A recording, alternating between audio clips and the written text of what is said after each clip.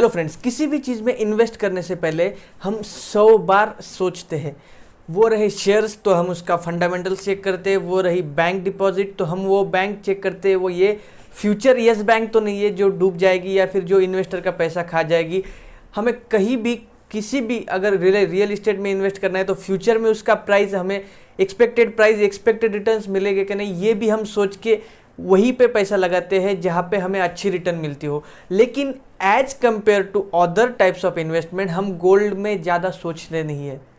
कुछ ओकेजन हो या फिर कुछ भी प्रोग्राम हो या फिर कुछ ऑर्नामेंट्स आप बोल सकते हो या फिर एज अ ब्लाइंडली आप गोल्ड में इन्वेस्ट करते हो, लेकिन ये बिल्कुल गलत है। गोल्ड आपको उतना रिटर्न नहीं देता जितना बाकी के इन्वेस्टमेंट टाइप देते हैं, एंड शॉर्ट टर्म में तो गोल्ड बिल्कुल आपको रिटर्न नहीं देगा। अगर आप एटलीस्ट 5 to 6 ईयर्स के लिए कोई इन्वेस्टमेंट होल्ड करना चाहते हो तो ही आप गोल्ड की तरफ देख सकते हैं। फिलहाल में गोल्ड की प्राइस इतनी डिक्लाइन हो गई, उसके टॉप से कम 10,000 रुपीज़ तक गोल्ड की प्राइस डिक्रीज हो गई थी। तो इन दिस वीडियो हम डिस्कस करेंगे कि अभी आपने गोल्ड में इन्वेस्ट करना चाहिए या फिर नहीं करना चाहिए। मैं हरिओम कुलकर्णी फिर से आपका स्वागत करता हूं मेरे अपने यूट्यूब चैनल पे टैक्स विद एचके के। आज इस वीडियो में हम बात करेंगे गोल्ड इन्वेस्टमेंट के बारे में। जानने के लिए वीडियो को पूरा देखें। अगर अभी तक आपने मेरे चैनल को सब्सक्राइब नहीं किया है तो चैनल को सब्सक्राइब कीजिए। तो चलिए शुरू करते हैं। ये वीडियो के आने वाले पार्ट्स में हम बात करेंगे क्या अभी आपको गोल्ड में इन्वेस्ट करना चाहिए या नहीं।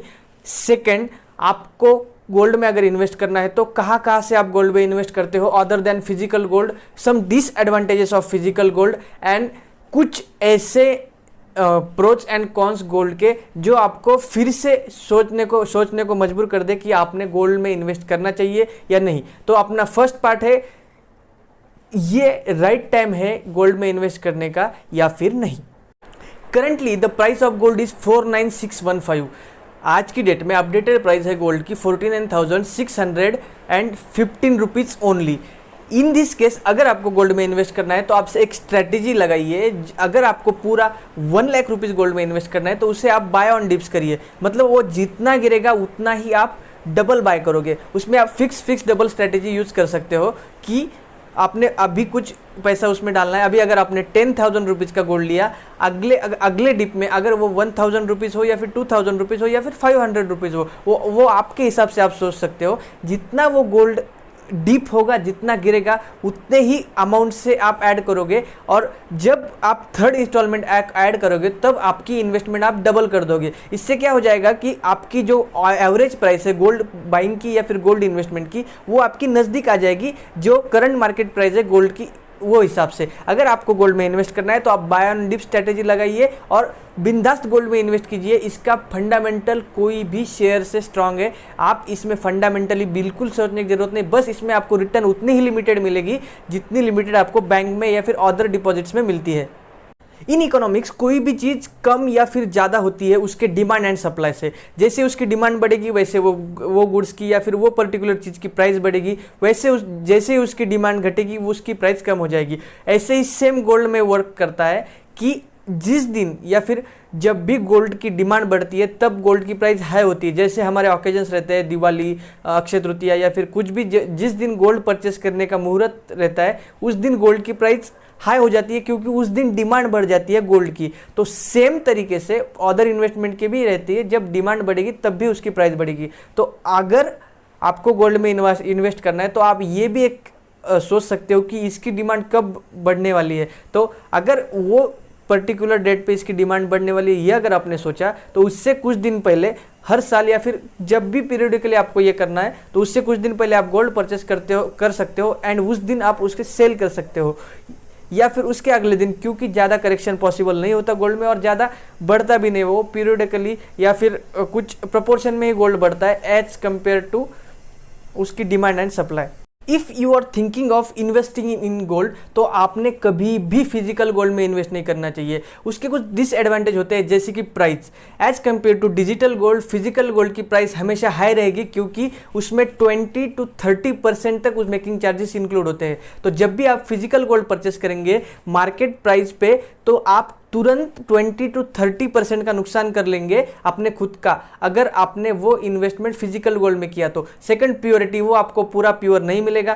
Third, price, storage and safety issues, वो आप में कहाँ रखना है उसके लिए लॉकर फैसिलिटी एंड वो भी एक्सपेंसेस आपके बढ़ जाएंगे। एंड टैक्सेशन मेन, उसमें आपको जीएसटी एंड अदर टैक्सेस भी देना पड़ते हैं। लेकिन वही अगर आप डिजिटल गोल्ड की तरफ गए तो वो as compare to physical gold एक बेटर इन्वेस्टमेंट टाइप्स है। उसमें भी कुछ टाइप्स है इन्वेस्ट करने के, जैसे कि सोवरेन गोल्ड बॉन्ड्स, ईटीएफ, जैसे कि वॉलेट आपको डिजिटल गोल्ड स्टोर करने को इशू करता है, जैसे पेटीएम गोल्ड, फोन पे गोल्ड एंड ऐसे बहुत सारे वॉलेट्स है जहाँ पे भी आप गोल्ड परचेस करते हो मार्केट प्राइस पे, वहाँ पे आप अपने स्मॉलर अमाउंट से भी गोल्ड परचेस कर सकते हो, एक्यूमुलेट कर सकते हो। और जब भी वो एक वर्थ 1 ग्राम या 2 ग्राम के ऊपर हो तब आप उसके एक तो या तो डिलीवरी ले सकते हो कॉइन्स के बेस पे, या फिर उसको विड्रॉ भी कर सकते हो एट दैट टाइम जो भी गोल्ड की प्राइस होगी वो प्राइस पे। तो इसलिए if you are thinking of investing in gold then go for digital gold rather than physical gold. Why? The reason are there are some disadvantage in physical gold and advantage in digital gold.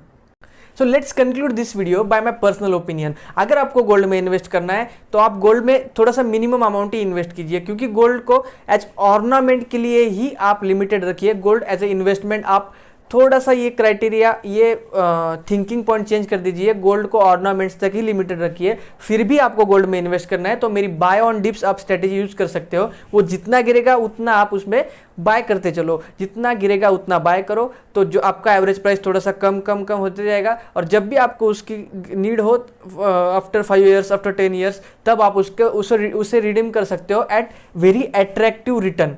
Yes, लेकिन मेरे हिसाब से आपने उसमें बहुत ही ज़्यादा minimum amount invest करना चाहिए।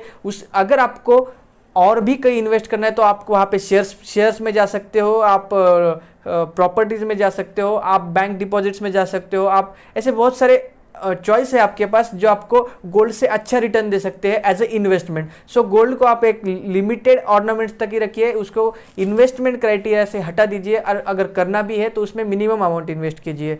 अगर आपको शेयर्स में या फिर डीमैट में कहीं भी इन्वेस्ट करना है तो मैंने मेरे डीमैट अकाउंट्स के लिंक ये वीडियो के डिस्क्रिप्शन बॉक्स में दिए हैं, वो वहाँ से आप डीमैट अकाउंट ओपन करके आप शेयर मार्केट में भी इन्वेस्ट कर सकते हो। इसके रिगार्डिंग आपको कोई भी डाउट है तो आप मुझे पर्सनल मैसेज कर सकते हो, या फिर डिस्क्रिप्शन बॉक्स में भी मुझे पूछ सकते हो। शेयर्स बाय कैसे करना है, सेल कैसे करना है, या फिर शेयर मार्केट में कैसे आपने रिटर्न्स कमानी है, वो भी मैं आपको गाइड करते चलूंगा। अगर आपको ये वीडियो पसंद आए तो वीडियो को लाइक कीजिए। अगर अभी तक आपने मेरे चैनल को सब्सक्राइब नहीं किया है तो चैनल को सब्सक्राइब कीजिए। तो मिलते हैं अपनी अगली वीडियो में। Keep enjoying tax with HKK। And आपको कभी भी कोई डाउट हो regarding income tax, investing, financing and GST, आप मुझे कमेंट बॉक्स में पूछ सकते हो। मैंने और भी मेरे सोशल अकाउंट्स के लिंक ये वीडियो के डिस्क्रिप्शन बॉक्स में दिए हैं, जिसे भी आप फॉलो कर सकते हैं। तो मिलते हैं अपनी अगली वीडियो में। Keep enjoying tax with HKK। Bye.